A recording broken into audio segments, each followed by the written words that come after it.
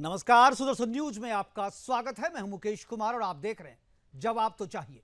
जवाब तो चाहिए में आज हम बात करेंगे जातीय जनगणना पर दिए राहुल गांधी के बयान की।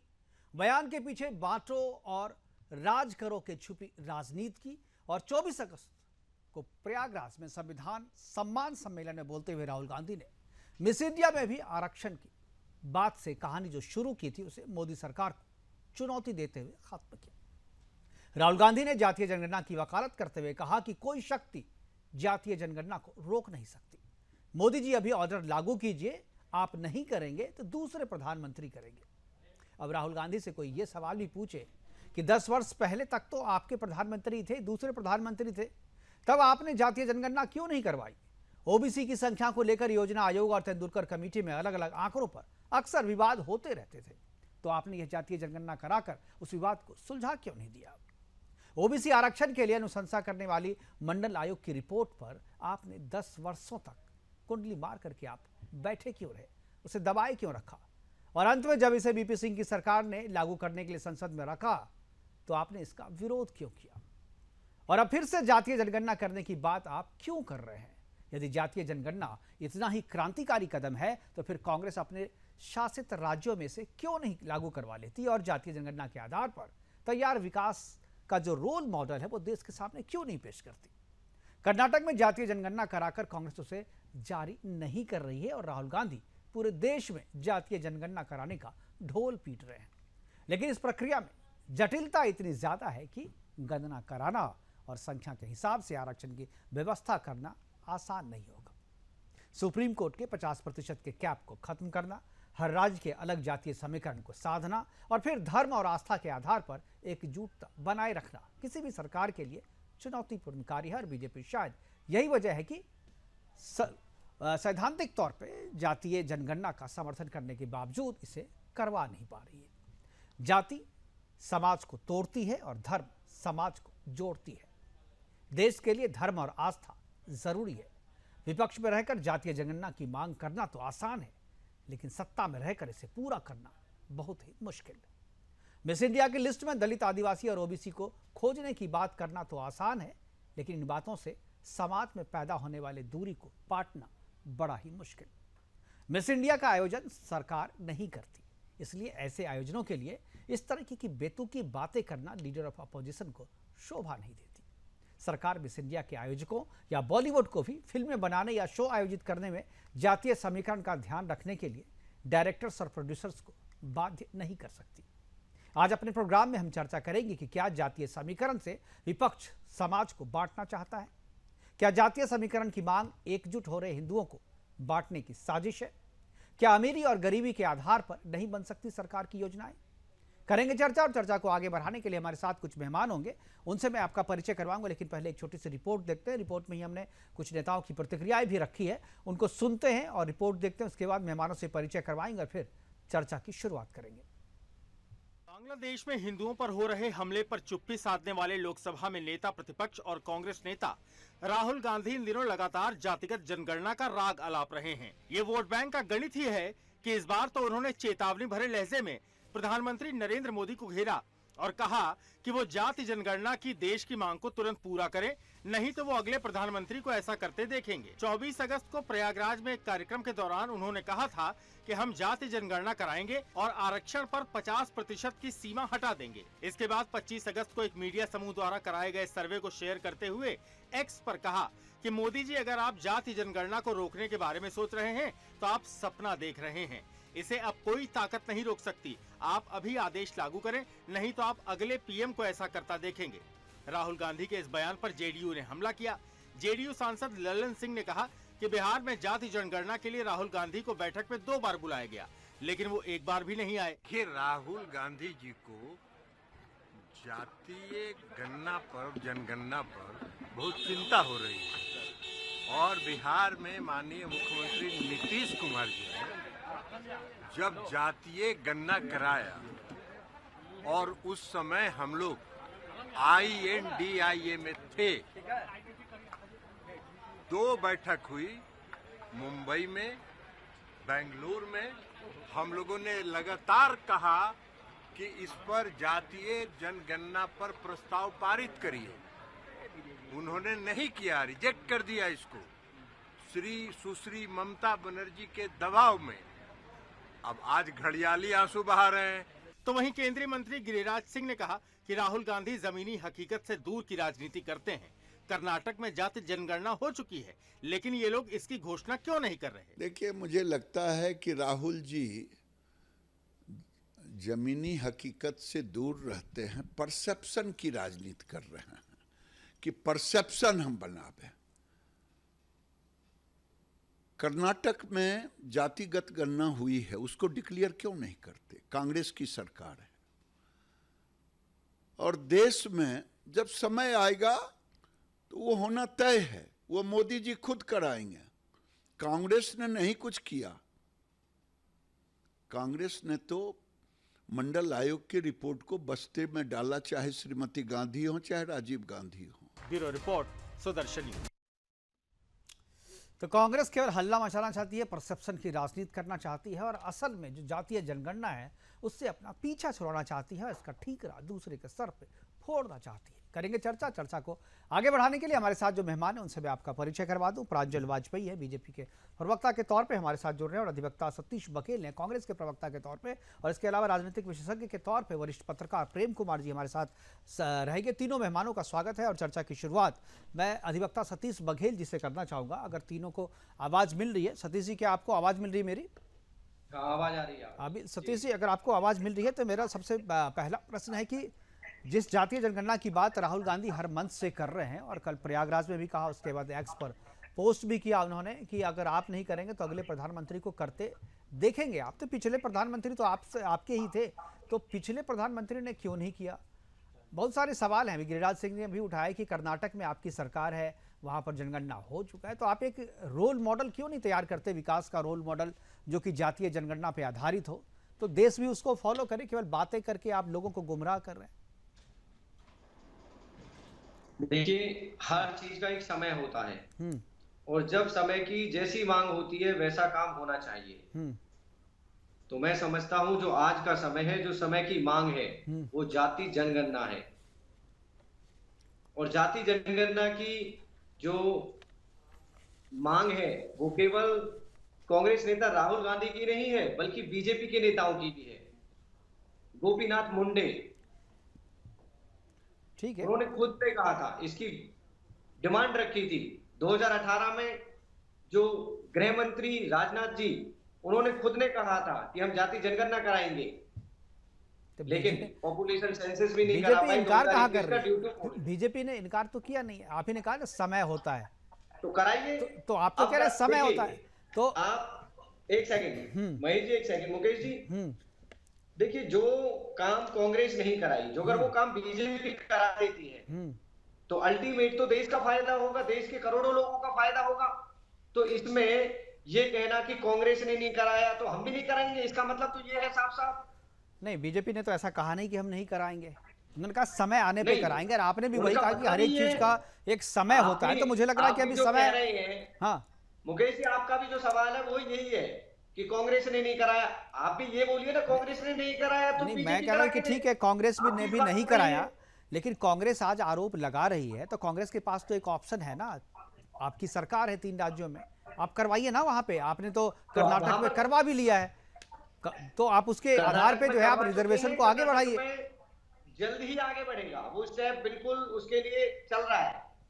ठीक है, चलिए, ये जो स्टेप है, ठीक है, स्टेप चल रहा है। मैं एक प्रांजल चीज बोलना चाहूंगा, जी, एक चीज मैं बोलना चाहूंगा मुकेश जी, जो जाति जनगणना है ना, वो लोगों को समझना चाहिए। जाति जनगणना कोई जाति पता लगाना नहीं है, बल्कि यह पता लगाना है कि किस जाति का इस देश की संपदा में कितनी भागीदारी है, और जो अगर आज तक नहीं हो पाया है तो वो अब होगा।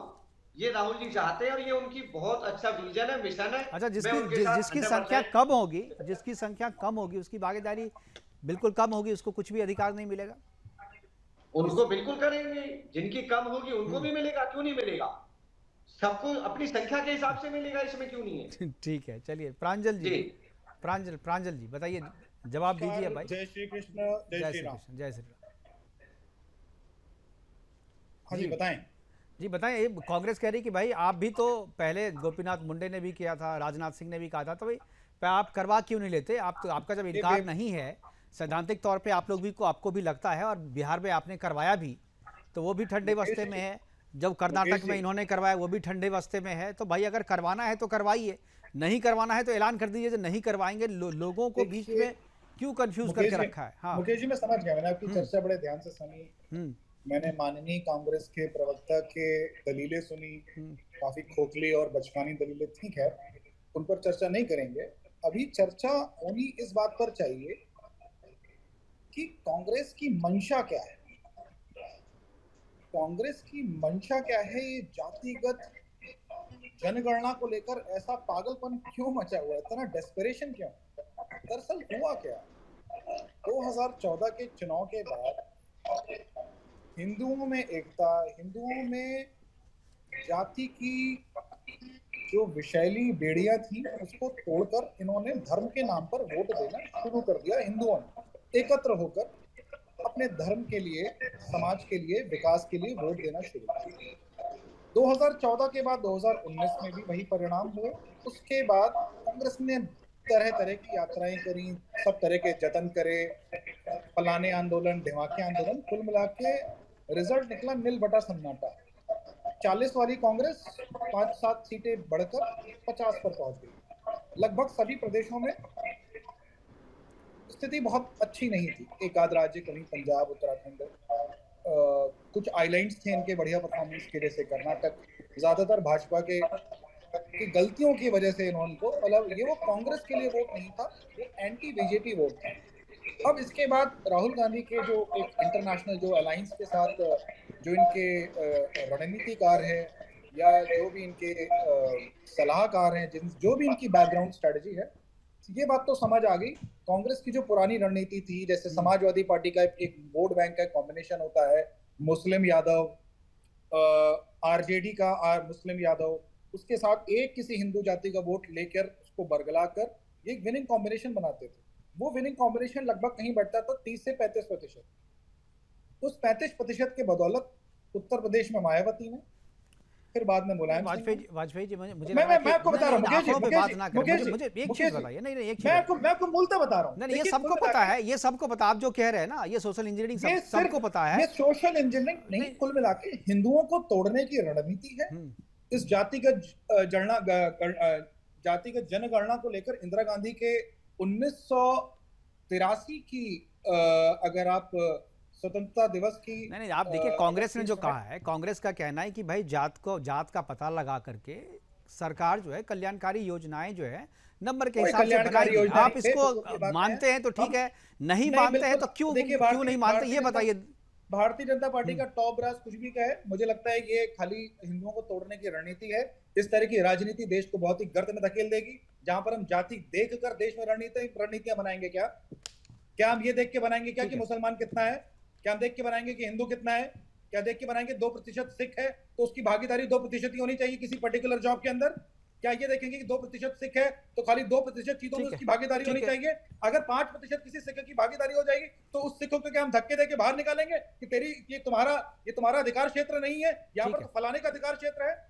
या अगर 18% अगर मुसलमानों की जनसंख्या है तो क्या वो बुनकरी के क्षेत्र में अगर उनकी 40% अगर वो कारपेट बुनते हैं तो उनको बोलेंगे तुम 19% ही रहोगे, तुम 20% कैसे बुनकर के क्षेत्र में आ गए? क्या इसकी बेकार की बेहुदा बचकानी बातें करते हैं कांग्रेस वाले? बेहुदा बचकानी नहीं है, ये षड्यंत्रकारी है। नहीं ठीक है, देखिए आप देखिए जातीय जनगणना, आपकी पार्टी भी जातीय जनगणना का समर्थन करती है, आप इस बात को भूल रहे हैं। आपकी पार्टी भी करती है और वो भी लाना चाहती है, अब समय अभी नहीं आया है ये कह रही है। चलिए ठीक है, प्रेम कुमार जी हमारे साथ है। प्रेम कुमार जी, क्या आपको लगता है कि जाति के आधार पे जाति की जनगणना करना, फिर उसके नंबर्स के आधार पे रिजर्वेशन को बढ़ाना, क्या आपको लगता है कि ये सही है, या आपको लगता है कि ये समाज को बांटने की कोशिश है? ये जो बीजेपी का जो कोर वोटर है, जो कहते हैं कि हिंदू के आधार पे जो हिंदुओं को बांटने की साजिश चल रही है, जैसा कि आरएसएस भी कहती है कि जाति बांटती है और धर्म जोड़ती है, इसलिए जातीय जनगणना को शायद सैद्धांतिक तौर पे जो है वो विरोध करते हैं, जबकि बीजेपी जो है राजनीतिक तौर पे इसका समर्थन करती है। मुकेश जी, देखिए कई बातें हैं जिसको समझनी पड़ेगी कि एक तो जातीय जनगणना और जातीय सर्वेक्षण में फर्क होता है। तो अभी जो चर्चा में बात आई कि कर्नाटक में हो गया, बिहार में हो गया, जिस तरह से वहां जातीय सर्वेक्षण हुआ है, जातीय जनगणना सिर्फ राष्ट्रीय स्तर पर और भारत की सरकार भी करा सकती। तो इस तथ्य को क्लियर करते हुए और जातीय जनगणना पर को लेकर के जैसे ही जो राहुल गांधी सवाल उठा रहे हैं, राहुल गांधी से जैसे ही सवाल पूछा जाए कि आपने जातीय जनगणना आपकी पार्टी ने पहले क्यों नहीं कराई, वैसे ही पूछने वाला जातीय जनगणना का समर्थक हो जाता, क्योंकि राहुल गांधी से एक्सपेक्टेशन होती कि आपने पहले क्यों नहीं कराया। इसका मतलब होना चाहिए, तो होना चाहिए तो करिए। अभी जो सक्षम हैं इसको कर सकते हैं उनको करना चाहिए, क्योंकि अब बहुत लक्ष्य प्रभाव से सरकार में तो बातें जाएगी नहीं। तो हम कह रहे हैं जैसे हम राहुल गांधी से प्रश्न करेंगे कि जातीय जनगणना आपने पहले क्यों नहीं कराई, वैसे ही हम जातीय जनगणना के समर्थक हो गए। इसका मतलब होना चाहिए। प्रेम जी ये ऐसा नहीं है। देखिए जरूरी है कि हम सवाल पूछ दे भाई, आपका इसका मतलब ये भी तो हो सकता है ना कि आप राजनीति कर रहे हैं, आपके पास जब मौका था, जब सत्ता आपके हाथ में थी तब आपने किया नहीं, जब आप विपक्ष में हैं तो आप कह रहे हैं कि कीजिए, फिर सत्ता में आएंगे तो आप बोलेंगे जो हम नहीं करेंगे, हमारे साथ ये मजबूरियां हैं। तो ये राजनीति है। मुझे लग रहा है कि किसी को करना कुछ नहीं है, केवल बोलना है कि भाई मुझे करना है। जब विपक्ष में है तो आप बोलते हैं, सत्ता में है तो करते नहीं। तो लेकिन जो विरोध कर रहे हैं वो चलिए आप यहीं से उठाते हैं बात। आपने कहा कि सही बात है, जो सत्ता में होगा, जो सक्षम होगा वही तो जातीय जनगणना करा सकता है, जो अपोजिशन में होगा वो करा नहीं सकता। वो जनमत का निर्माण कर सकता है, वो लोगों को मानसिक रूप से तैयार कर सकता है, वो सरकार पर दबाव बना सकता है। तो राहुल गांधी को लोकतांत्रिक तरीके से ये अधिकार हासिल है या किसी को भी हासिल है, वो अपनी बात कह रहे हैं। तो फिर इस बात को या तो आप कहिए कि हम जातीय जनगणना नहीं कराएंगे, राहुल गांधी की मांग गलत है, उनकी बात गलत है, इस रूप में कहें। एक तो ये, दूसरा है कि जाति, आपका एक प्रश्न था कि जाति समाज को बांटती है और धर्म जोड़ती है। जाति को क्या राहुल गांधी ने बनाया? जाति क्या आज बनी है? जाति मनुवाद के कारण हिंदू धर्म तो कभी स्वरूप में आया नहीं, सनातन सब आज हम बोलने लगे, लेकिन जाति के रूप में ही यह समाज रहा है। अब उसको धर्म बोल दिए। जैसे जाति ने अगर बांटा है, जाति अगर धर्म को बांटता है तो जाति धर्म को बांटता रहा है और पूरे समाज को, और यही हमारी गुलामी का कारण भी जाति ही रही है। तो ये एक फैक्ट है जाति। तो जाति को राहुल गांधी ने नहीं बनाया, लेकिन आप जाति और वन व्यवस्था में लोगों को कंफ्यूज कर रहे हैं। आइए जातिवाद को खत्म करने का संकल्प लीजिए, लेकिन मनुवाद का विरोध नहीं करेंगे। जाति व्यवस्था का हम समर्थन करेंगे, कहेंगे कि मुख से फला पैदा हुई और नीचे से कोई और पैदा हुआ। इस तरह से बातें अगर समाज में होगी तो समाज बटेगा।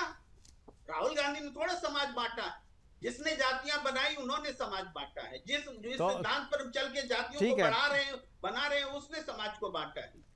भाई जो समाज को बांटा है, आप समझ रहे हैं कि इससे समाज बटा है, तो आपको उसको जोड़ने का प्रयास करना चाहिए कि खाई को और बड़ा करने का आपको प्रयास करना चाहिए। प्रयास तो ये होना चाहिए। राजीव गांधी ने खुद कहा कि इस तरीके से जो है हम एक जाति मुक्त समाज का निर्माण नहीं कर पाएंगे। भाई राजीव गांधी का संसद में स्टेटमेंट है, मंडल कमीशन के दौरान जब बहस हो रही थी तो उस पर उन्होंने, राजीव गांधी ने कहा था, आप उसी अपने ही पार्टी के नेता का बयान जो है आप सुनने बिना जो है या सुन करके अनसुना कर रहे हैं, यार उससे अलग बात कर रहे हैं आप। आज की तारीख में कांग्रेस को सत्ता में आने का एकमात्र यही रूट दिखता है, इसलिए वो उसको फॉलो कर रहे हैं।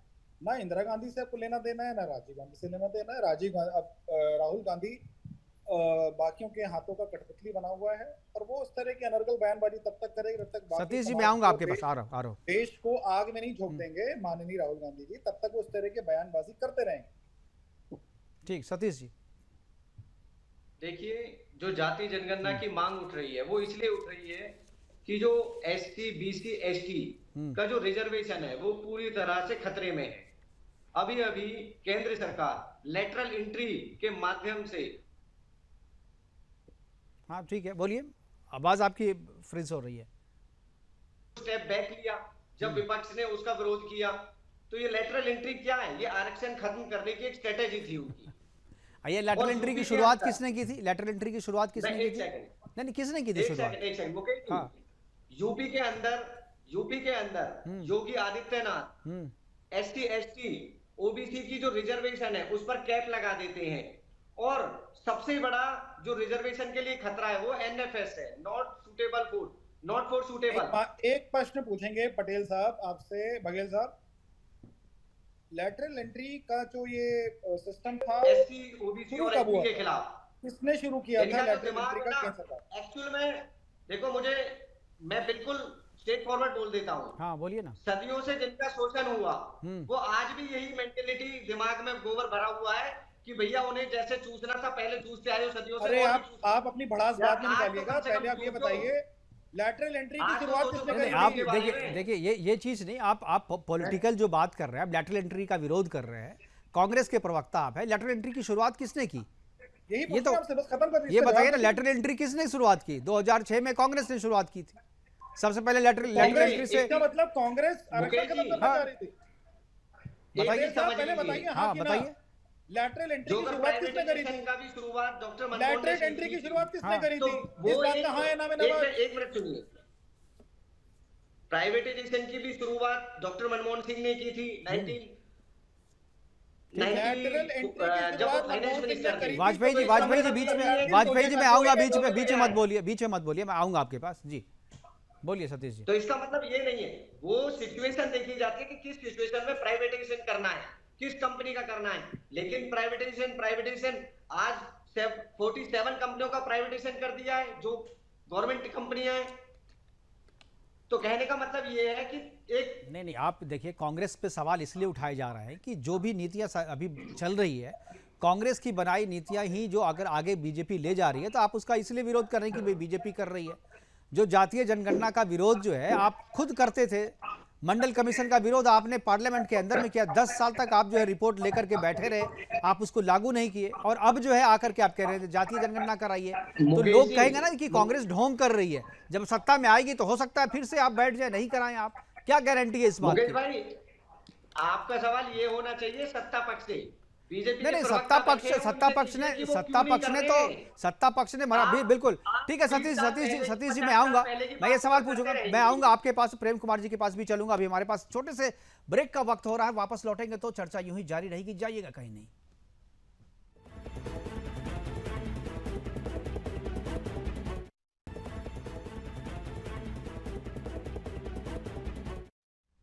ब्रेक के बाद आपका स्वागत है। चर्चा हम कर रहे कि जातीय जनगणना धर्म की अवहेलना, और हमारे साथ तीनों मेहमान बने हुए हैं। बघेल जी के पास वापस चलेंगे, अपनी बात पूरी करेंगे, उसके बाद मैं योगी जी की प्रतिक्रिया भी सुनाऊंगा और उस पर प्रेम कुमार जी की प्रतिक्रिया भी लूंगा। बघेल जी बात अपनी पूरी कीजिए। बघेल जी। मेरा यही कहना है कि जातीय जनगणना जरूरी है सोशल जस्टिस के लिए, पॉलिटिकल जस्टिस के लिए और इकोनॉमिकल जस्टिस के लिए। और जातीय जनगणना आज की मांग है, समय की मांग है, और बीजेपी को या किसी को भी इस चीज से डिनाई नहीं करना चाहिए। ठीक है, जातीय जनगणना अगर नहीं हो तो बीजेपी ये जो कहती है ना, ठीक है, जातीय बीजेपी जनगणना ये अगर कहती नहीं है हो, कि अगर जातीय इससे धर्म कमजोर हो रहा है, इससे हम जातियों में बट रहे हैं। जब जो चीज है उसको मानने से इनकार क्यों करना? जो एक्चुअल रियलिटी है वो रियलिटी है, हम जातियों में बटे हुए हैं। नहीं, बहुत सारी कुरीतियों को आज हमने actual में खत्म बात किया ये है है अपने समाज से। कि- बघेल साहब, बहुत सारी कुरीतियां हमारे समाज से खत्म हुई हैं, जो थी, जो खराब है उसको खत्म करें, उसको हटाएं। तो जातीय जो चीज है वो अगर ठीक नहीं है तो उसे खत्म करने की तरफ सोचना चाहिए आदमी को, या उसे बढ़ाने की तरफ सोचना चाहिए। तो ये भी तो वो बात है। जो- आप समाज में आप लोग हैं, ये तो आप जो लोग की कास्ट जिम्मेदारी सेंसस बनती है। है, हाँ, जो कास्ट सेंस है ये भी पहला कदम है इसी के लिए है जो आप कह रहे हैं। लोगों को भागीदारी मिलेगी, लोगों का जीवन भागीदारी मिलेगी तो उनका जीवन अमीरी जो और गरीबी के status है आधार वो पे क्यों बदलेगा। नहीं होना चाहिए? योजना फाइनेंशियल अगर मजबूत सरकार होंगे। कोई बनाती है तो अमीर और गरीब के हिसाब से क्यों नहीं बनाती है?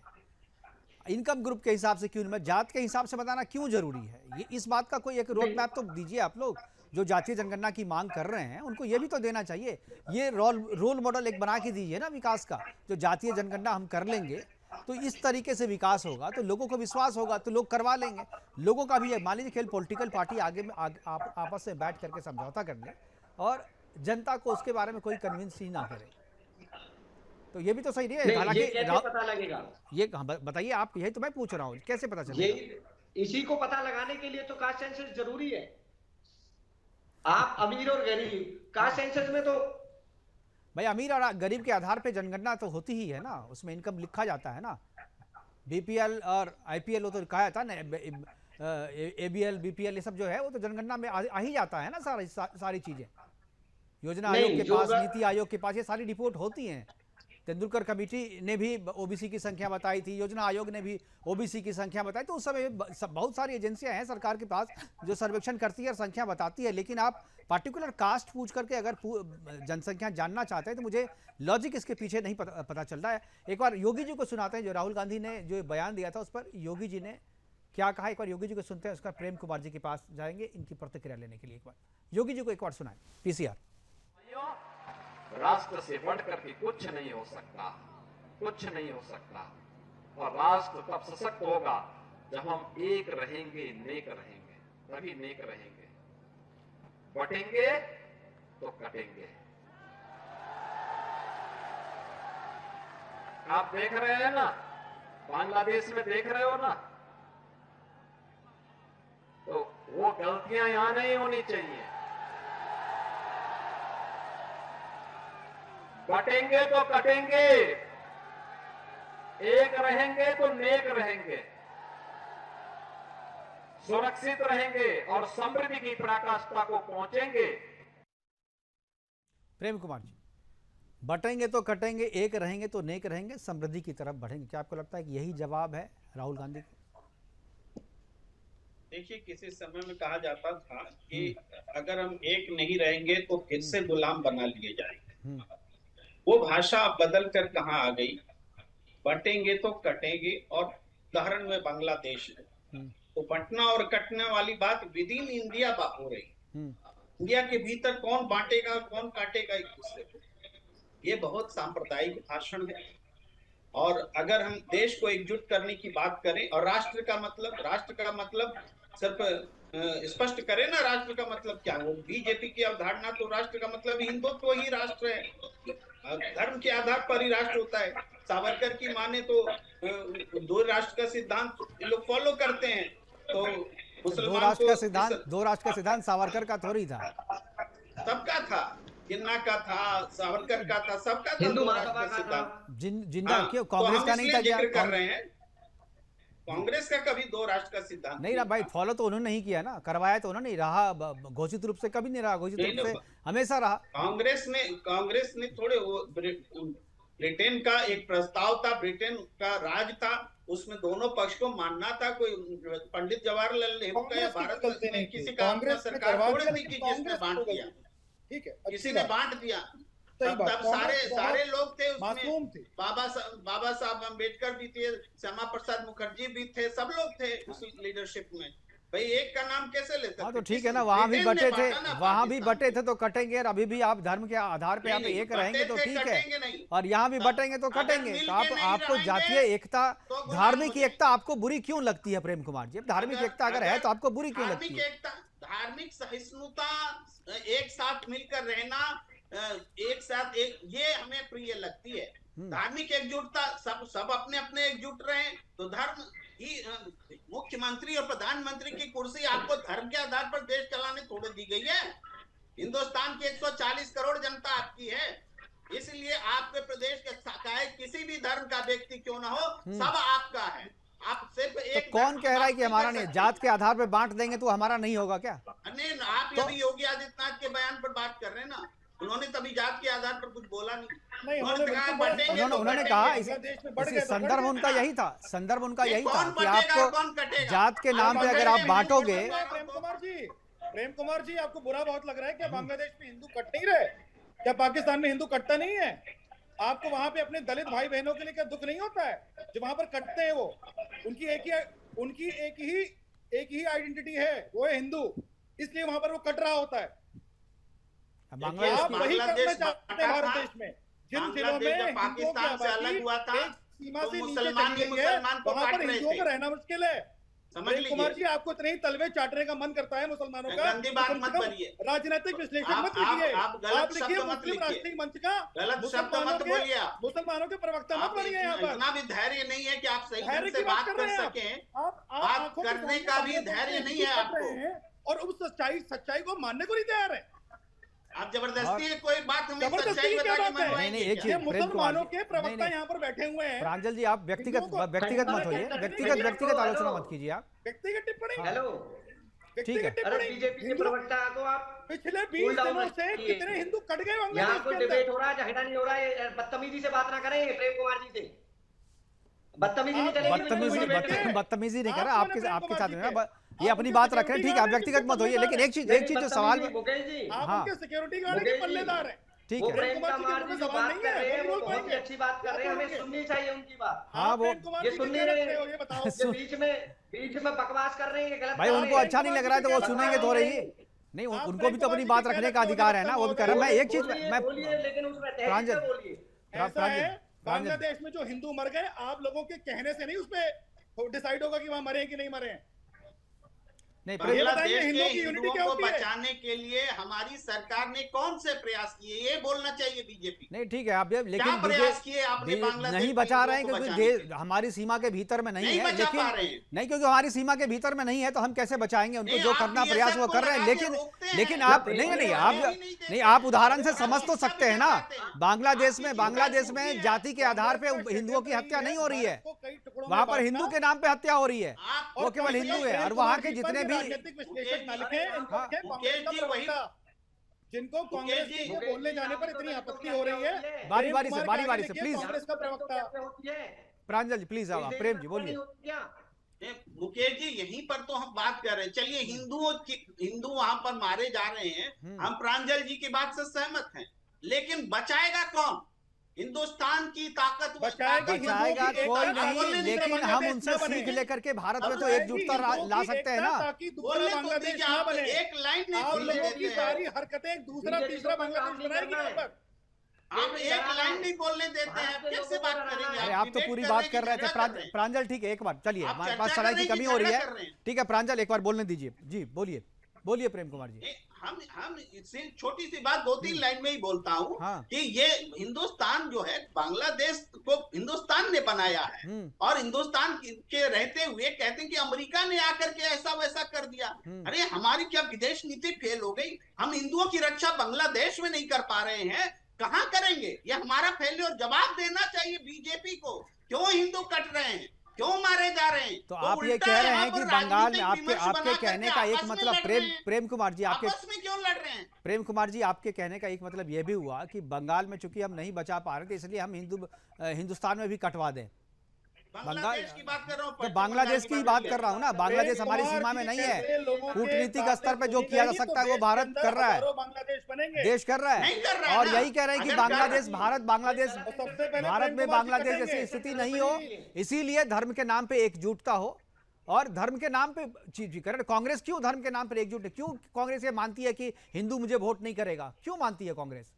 अरे हिंदू आपको वोट नहीं करता क्या? वोट मिले राहुल हुए गांधी हैं। सबसे पहले अपनी जाति स्पष्ट करें। राहुल गांधी की खुद की कौन सी जात है? आप कांग्रेस ऐसा क्यों राहुल मानती गांधी है की कि खुद हिंदू की कांग्रेस जात को क्या है, वोट वो नहीं स्पष्ट करेगी? क्यों नहीं करता है राहुल गांधी? ये आप मानते होंगे। नहीं वो कांग्रेस या कह तो कोई रहे हैं आप, राजनीतिक पार्टी ऐसा नहीं, कैसे धर्म के मान नाम पे, सकती अरे है? धर्म के नाम पर एक हो जाएगा हिंदू तो आपको क्या नुकसान है इसमें? धर्म के जाति नाम पर खत्म क्यों हो एक जाएगी होगा? तो क्या हिंदुस्तान नुकसान है के नाम आपका? पर एक होगा। जाति ये खत्म हो देखो, जाएगी, गवर्नमेंट की प्रॉब्लम। जाति ये खत्म हो हिंदू जाएगी तो क्या मुसलमान दिक्कत है नहीं है, आपको? हिंदू ना एक हो, देश के नाम मुसलमान पर एक एक होके होगा। हिंदू देश के सारी नाम जातियों पे- को नहीं काटे। होगा। देश के नाम पे एक होंगे और जाति के देश नाम के पे नाम बट पर- जाएंगे। ये धर्म के मुसलमानों नाम के पर क्यों एजेंट एक हैं। होगा? क्यों नहीं चाहे होंगे प्रेम धर्म के कुमार नाम हो, पे? क्या चाहे कांग्रेस आपका का कोई ये धर्म प्रवक्ता नहीं है हो, क्या? राहुल गांधी हो, ये सब मुसलमानों के एजेंट हैं। ये सब मुसलमानों के एजेंट हैं जो चाहते हैं कि भारत के अंदर हजारों चलिए हमारे पास समय की कमी है, हजारों बांग्लादेश बनाना चाहती है कांग्रेस। बिल्कुल। भारत के अंदर हजारों बांग्लादेश बनाना चाहती है कांग्रेस। यही कांग्रेस ने 1947 में करा, यही जी कांग्रेस जी अब सतीश 2024 में भी करना चाहती है। ठीक है प्रांजल जी, अब आखिरी कमेंट के लिए मैं एक बार सतीश जी के पास जाऊं। राहुल गांधी की जात क्या है पहले तो वो स्पष्ट करे। फिरोज गांधी के खानदान का, मुझे कहना फिरोज गांधी के खानदान से निकला हुआ यह व्यक्ति मुस्लिमों के पहले लिए अपनी है। जाति स्पष्ट करे। इसकी जाति क्या है? के लिए क्यों है? मुस्लिमों के लिए बताओ कि बघेल जी क्या वो बताओ। भी मुस्लिमों के वो है क्या एजेंट? अरे बघेल जी बताओ राहुल गांधी की जात क्या है? मैं ये बता रहा हूँ मैं देखिए, ये ब्राह्मण सोच हूँ। देखिए इनकी, आपको बताओ तुम इनकी क्या हो? सोच राहुल देखिए। गांधी क्या है? ये दिमाग बताएं। चला ठीक गया है, लोग इनका। पूछते हैं ना सर, आगे जाति सतीश जी मानते हैं। पूछते हैं ना, अगर आप जातीय जनगणना कराते हैं तो अगर आपके घर में आएंगे जात पूछने वाले तो कोई तो जात बतानी होगी ना आपको, तो लोग पूछते हैं आपकी जात क्या है। अगर आप जातीय जनगणना का समर्थन करते हैं तो अपनी जात बताने में आपको दिक्कत क्या है बता दीजिए। आप तो वही चाह रहे हैं कि सब कोई अपनी जात बताए। फिलहाल हमारे साथ जुड़ने के लिए प्रेम कुमार जी आपका, सतीश जी आपका, प्रांजल वाजपेयी जी आपका बहुत बहुत धन्यवाद। आप जुड़े महत्वपूर्ण चर्चा में और जातीय जनगणना पे महत्वपूर्ण चर्चा भी, हालांकि चर्चा अभी खत्म नहीं होनी चाहिए क्योंकि चर्चा जब तक इस पे कोई फाइनल डिसीजन नहीं होता तब तक ये चर्चा जारी रहेगी। लेकिन बीजेपी चूंकि सैद्धांतिक तौर पे जातीय जनगणना का समर्थन करती है, लेकिन तकनीकी तौर पे इतनी जटिलताएं हैं इन जातीय जनगणना को कराने में और करने में, इसी वजह से बीजेपी अभी फिलहाल इसे होल्ड करना चाहती है। और वो चाहती है कि जब तक उन जटिलताओं पे कोई सवाल ना निकल, जो कोई रास्ता ना निकल जाए, तब तक इस पर कोई फाइनल जो है वो डिसीजन ना लिया जाए। फिलहाल अभी के लिए इतना ही, दीजिए इजाजत, नमस्कार।